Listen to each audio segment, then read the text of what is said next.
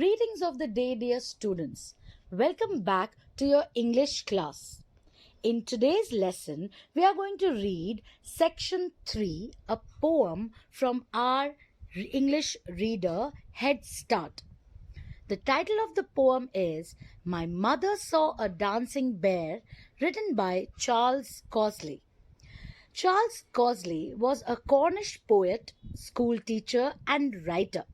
His work is often noted for its simplicity and directness, as well as its association with folklore, legends, and magic, especially when linked to his native Cornwall. This poem talks about how animals are not for our entertainment.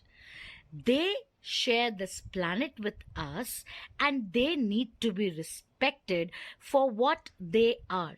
They live in their habitat, which should not be destroyed by the humans.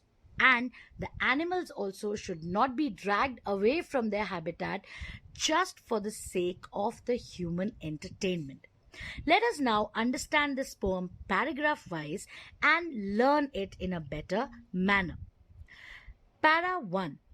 By the schoolyard a day in June, the keeper stood with chain and bar, and whistle pipe and played a tune.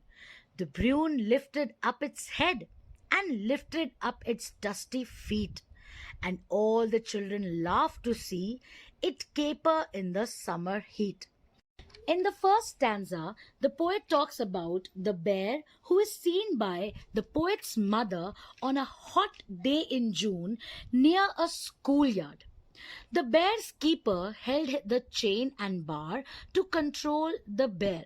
But as soon as the keeper played a tune on a whistle pipe, the bear lifted its head and then its dusty feet. And as the bear started dancing, all the children started laughing. They seemed to find the bear's movement funny and amusing. Para 2. They watched as for the queen it died.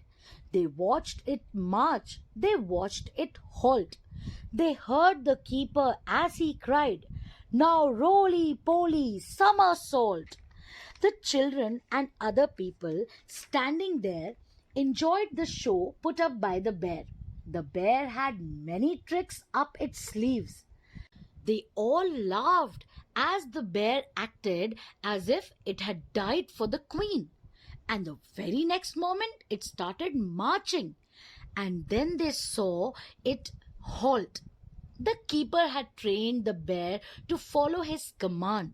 So when the keeper shouted, Roly-poly, somersault, the bear rolled all over the ground and even did a somersault for the audience.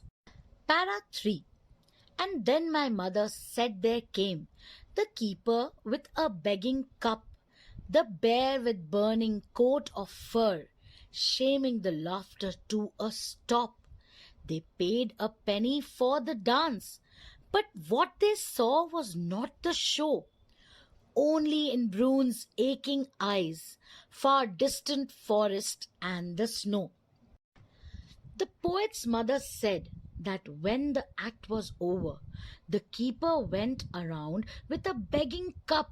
It was at that moment that everybody noticed the condition of the bear. Its fur was burning, that is, the bear was suffering in the scorching heat of the sun, and that brought the laughter to a stop. Once they realized how painful it was for the bear, nobody found the tricks amusing or funny.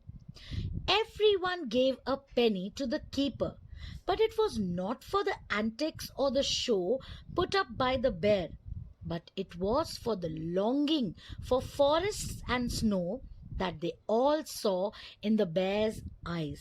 They felt pity for the poor creature now who was stripped away from its house and made to suffer in this heat.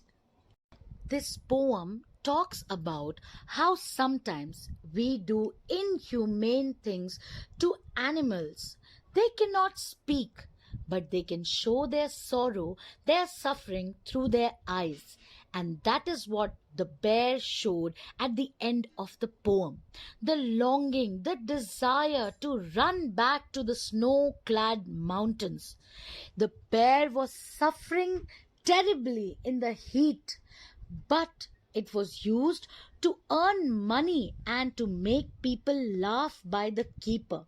Sometimes humans overlook all the sorrows of the animals and they use them only for their own benefit. We need to show humanity to all the creatures that are around us, and we should never capture them for our entertainment. So that'll be all for today's class. Until we meet again, stay safe, stay healthy, and keep learning.